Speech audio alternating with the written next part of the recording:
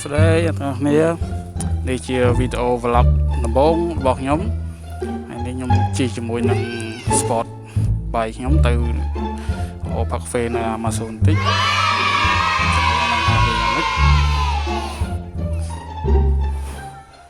ខាន់ជាយូរដែរពួកមកយ៉ាងនេះបលិសរត់បតឹងច្បាប់ចរាចរណ៍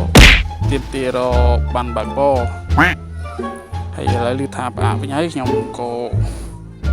ចាប់តាមជិះទៅតាមពិតទៅបានបើកបរខ្ញុំមានដែរបណ្ដាលរបួសគេច្បាប់អនុញ្ញាតឲ្យយើងប្រើជាមួយនឹងរថយន្តបានពេលឥឡូវច្បាប់ថារថយន្តផ្សេងម៉ូតូផ្សេងទៀតក៏ចាប់ផ្ដើមធ្វើបានបើកបរថ្មី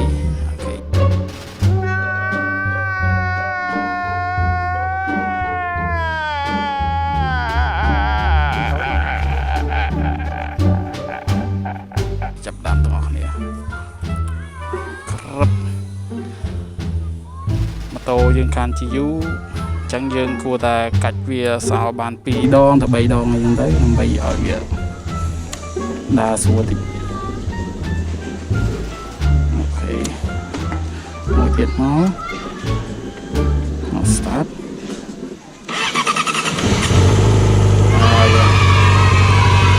goodខានជីប្រហែលជាពីទៅđấyនេះបណ្ដាបានបច្ឆេតិចនៅក្នុងផ្ទះឲ្យកម្ដៅឡើងបន្តិចកម្ដៅវាឡើងចាំវាលោតលេខគ្រប់103 104អង្សាសេសិនចាំយើងចាប់បានជិះទៅដើម្បីឲ្យម៉ាស៊ីនវាដំណើរការវាបាញ់ប្រេងសពក្នុងម៉ាស៊ីននិងប្រព័ន្ធ sensor ទាំងអស់វាដំណើរការទទួលស្គាល់អស់ទៅបានយើងចាប់បានជិះ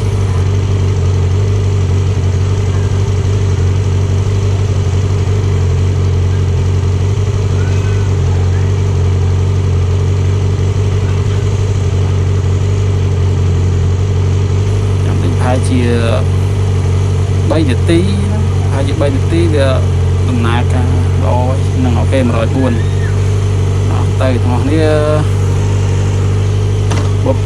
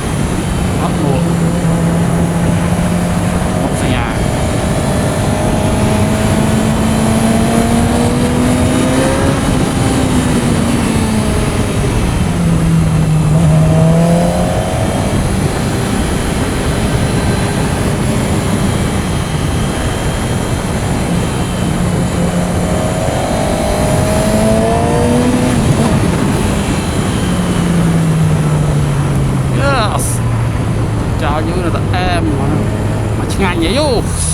ស្រាយយកវាមកអត់មានសញ្ញោមានមើលអីសោះ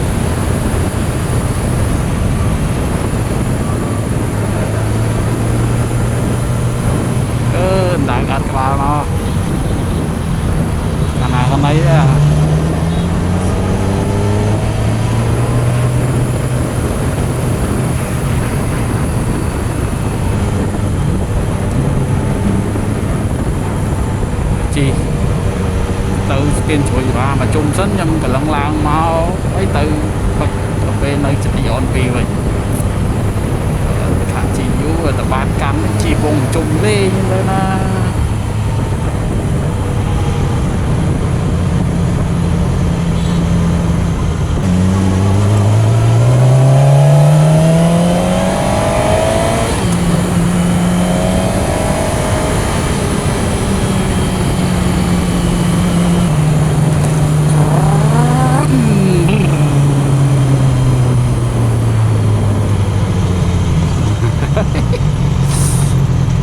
khỏi nói việc xây lưới ta lấy giữa em ra đó thôi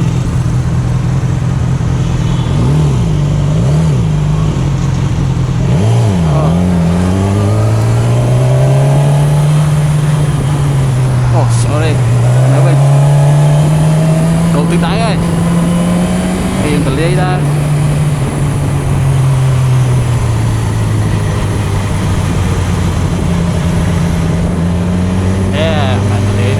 với nha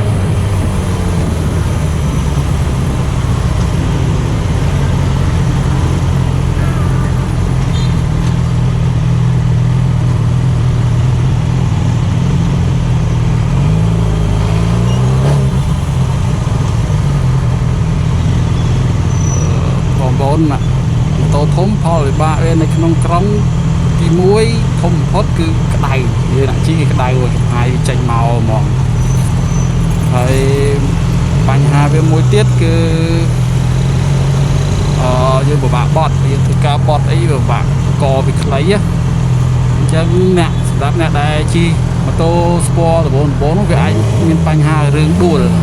ពេលការយើងណាយើងបត់យើងតដល់កាច់ជង្គង់កាច់កែមកតាមកវាបត់បានខ្លីមែនតើ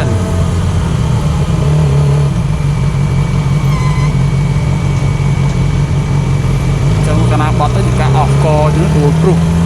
អានេះដួលអ្នកអត់មានកម្លាំងមិនទុកវាឆ្ញាស់អានេះគាត់យើងស៊ាំជាមួយនឹងតំបន់វាដែរអ្នកសម្រាប់អ្នកជិះ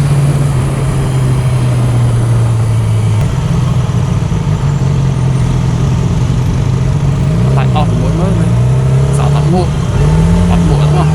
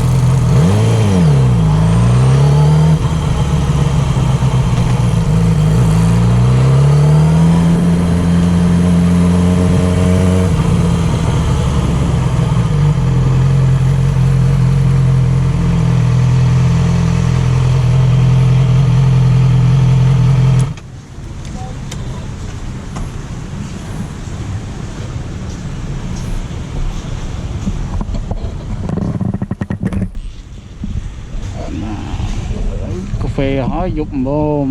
មិនយប់ទេវិញលុបបន្តិចហើយទៅផ្ទះវិញហើយកន្លែងនេះខប់ដែរហ្នឹង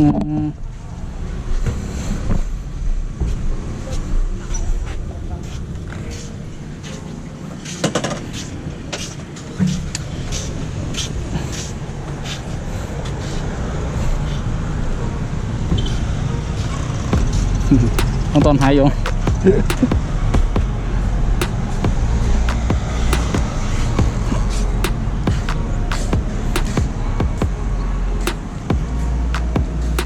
sòng xanh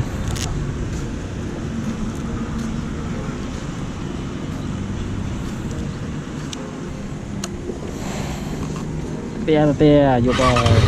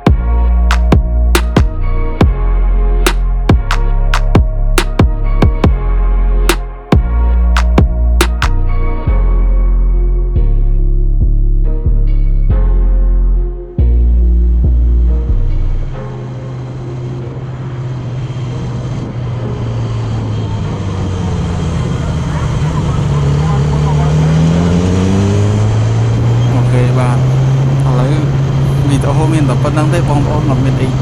ច្រើនទៀតទេគាត់ថាតែជាវីដេអូបងប្អូនធ្វើលេងបើមានការគាំឆ្កងឬក៏មានពាក្យសម្ដីណាមិនសមរម្យលើប្រការណាមួយសូមមេត្តាពេញទោសផងបាទអរគុណច្រើនដែលបានទស្សនានៅវីដេអូរបស់ខ្ញុំគឺទស្សនាល្អទៀតព្រោះច្បាស់ចរាចរណ៍ថាបាយ Ride safe everyone